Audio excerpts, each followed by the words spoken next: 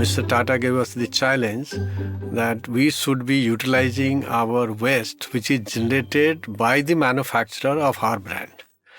So we started, digging out and then thought of getting some, NGO who can do for us. So Bhansali Trust was the one which we have shortlisted. And I have visited first to their site, which is in Radhanpur. It's around 50 kilometers away from the Pakistan border. And the whole district is whole of sands. There is no fertile land.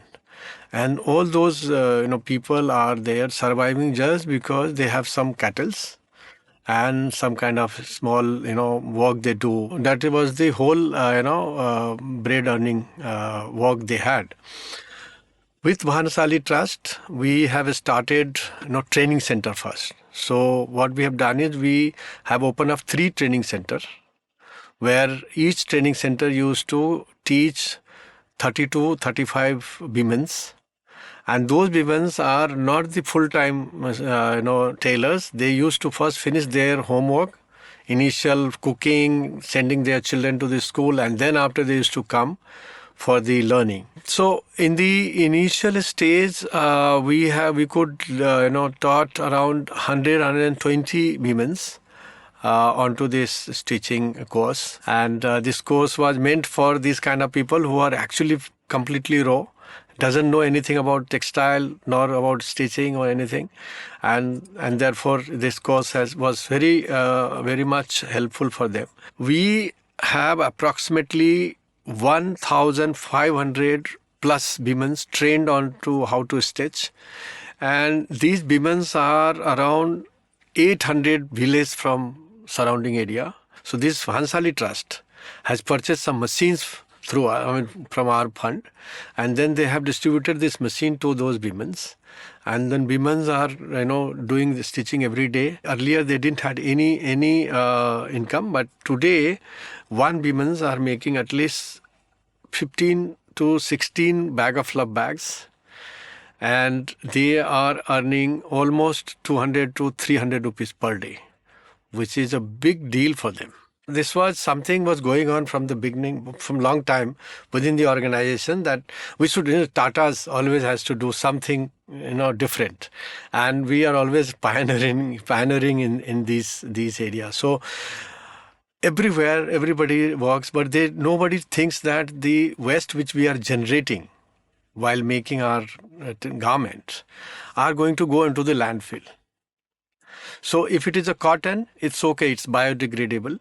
But when it is a polyester or any other substrate which does not biodegrade in the soil, are actually harming to our environment. So therefore, this thinking was there within the organization. But Mr. Tata, he is the one, he said, why can't we use our wastes? So we started from Delhi, North India, Jaipur region and Gujarat. We have contacted all the vendors. We asked them that there should be one agent who will be collecting these wastage from each and every factory.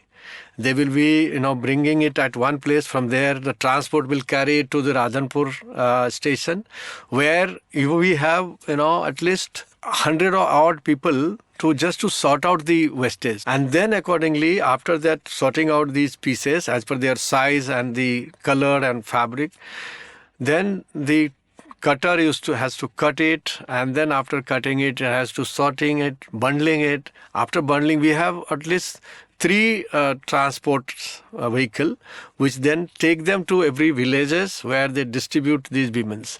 So there are 3 districts we are covering now. So it started from Radhanpur, and then village around Radhanpur, 600 village around Radhanpur.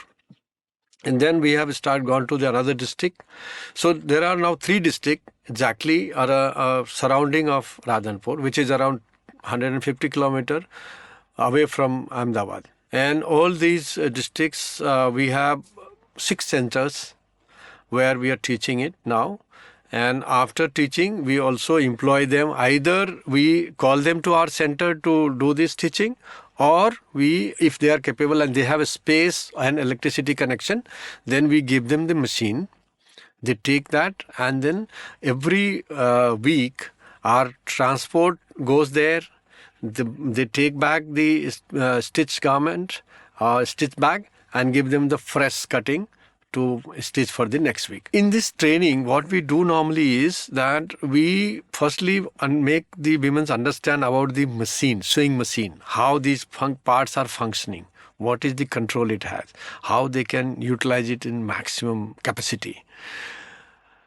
Second thing what we teach them is that they should understand the type of fabric we have, because this bag, if you see in the store, it's all sort of fabrics are used in it. So therefore we have given them little knowledge of the fabric, how to select the fabric to make one bag. The third thing which we have explained and trained is that they should understand this thread. For us, it is a simple thread, stitch sewing thread. But, it's always depend on which fabric should have or what kind of thread and what side of needle. So all these things we have to explain her. So initially, we have given this knowledge. And then the second phase was that how to cut the garment. And the third phase was that how they should make it beautiful. These women are, very different women. They did not wanted to come out from home. They used to, wear always those, gungat. And they were not even interacting directly. So I have one story of the women who happened to be a Muslim woman. And her husband died. She had no work and no livelihood. And her other family members were not allowing her to go out from home for any work. But she then took a stand to come to the RNGO. So our NGO has a lot of social workers. And these social workers keep moving to village to find out this kind of women needy where they can help. One of the social worker, when in my visit, they said that there is women, sir, but she know Hindi, but she doesn't want to sit here and work.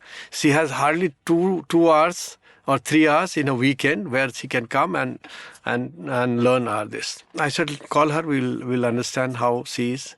And I interacted with her. And she could not even, had an eye contact with me.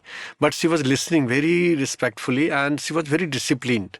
So I told her that, look, this is the course we have. So she said, fine, she will try. And she took some clothes piece and one machine from us. She started learning herself.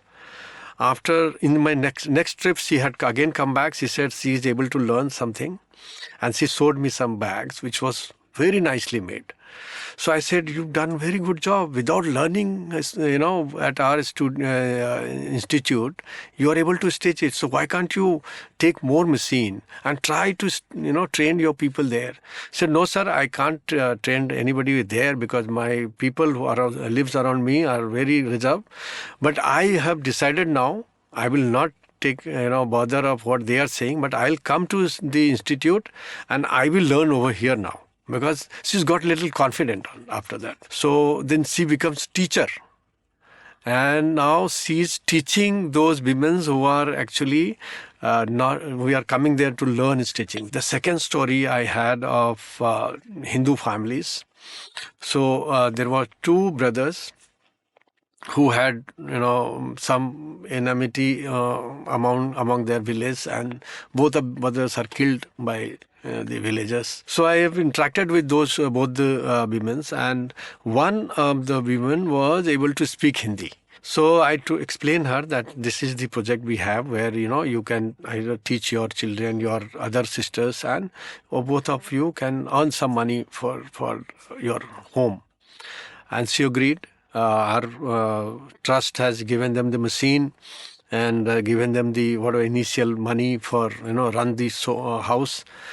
She started stitching and giving us these bags. So in my next trip when I visited there, and I asked her what is the difference you feel now from 3 months back when you didn't have any household and you used to work in the field. Now you are working at home with the bags and everything. So earlier she said, even in the festival I was not able to buy milk because we didn't have money, and I have 3 children.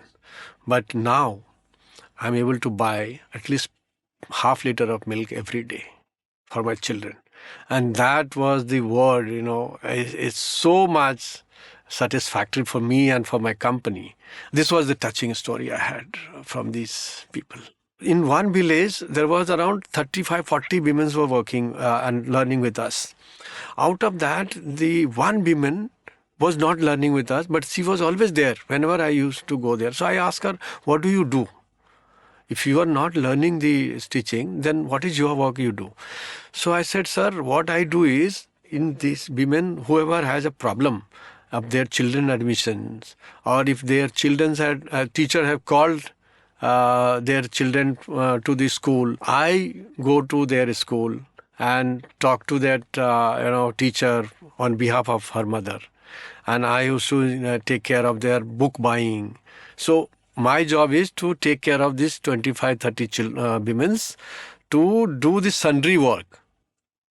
And they are giving me whatever 2 rupees each, which I am taking to my home. So this is how they manage it. Amazing. You can't believe it that they themselves has thought that every woman cannot go to school whenever they called, because they have to have a schedule of training and they cannot miss the classes. So therefore they have deputed one woman among them who are little better in communication and other thing, and she was doing the job of the others. So this is the kind of management task I have learned from them. And if you see this bag of love, it has a different look, and you can. It's a multi-utility bag. There are certain sizes of bag we are selling.